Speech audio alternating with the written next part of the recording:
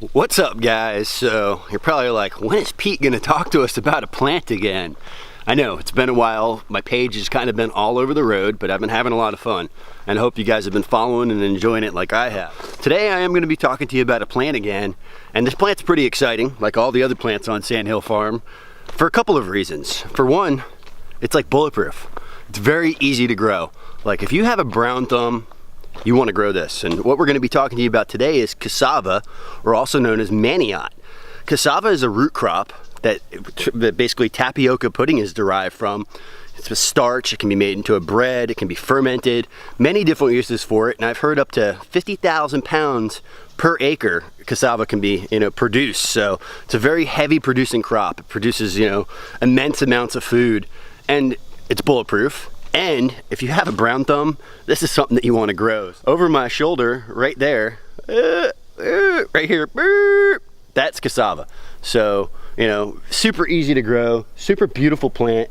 We grow a couple of different varieties here, and this is a root crop. This is a starch crop. So that's cassava, that's cassava. These are the green stem varieties, and I can see from all the way over here, that looks like the red or the pink stem variety, and you can see right here, so you see the difference in the color of the stems. And I actually think in a couple of my other videos, people had asked, what is that plant behind you? They said it, it looked like cannabis. I think it's definitely a little bit different than cannabis looking, but it's a beautiful plant in the landscape. So you can see, we have one here, one here, one here. There's a couple of them. You could see that giant root actually on this one, kind of sticking out of the ground. This is one that did not get harvested last year.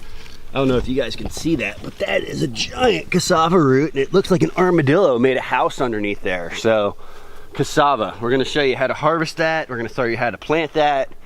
All right, what's growing on? So behind me, we have a man down. So we just recently had a couple of squalls with the really heavy storm come through, and the storm had taken down a couple of these heavier, larger cassavas. So I'm out here in that front market garden, that northwest hand or west hand corner of the farm. Now you'll see, here's that large cassava I was just talking to you about.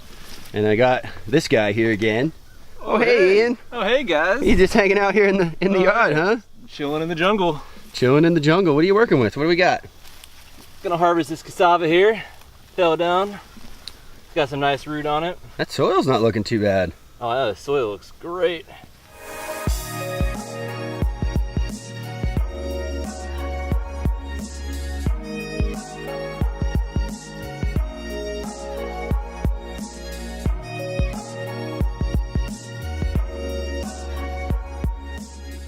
Nice root right there. Yeah.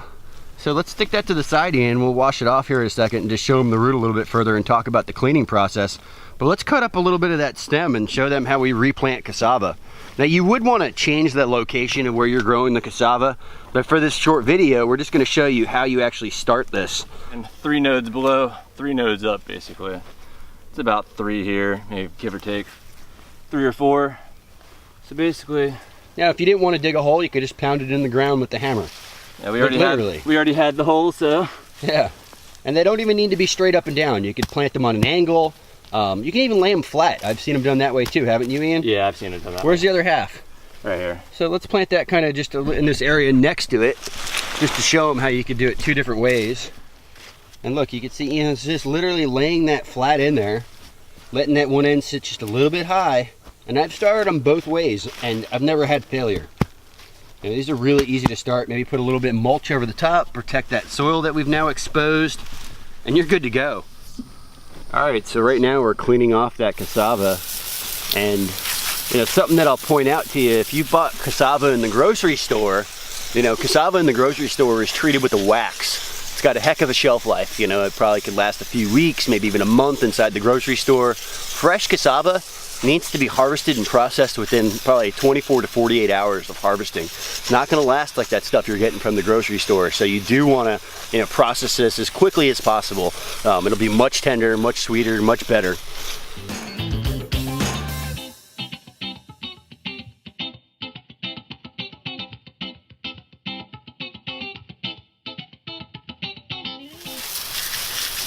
Ian, you've prepared this before, right? Oh yeah, I love this stuff. How did you do it? Basically, I peel it, shred the skin off, boil it for about 20 minutes, pan fried in a little bit of coconut oil in the oven, about 420 degrees for like 25 minutes. Okay. Nice home fries. Yeah, They're I've really had it good. as a French fry substitute. It was really good. They're really amazing. Please like, share, subscribe. Remember, sharing is caring. So pound it.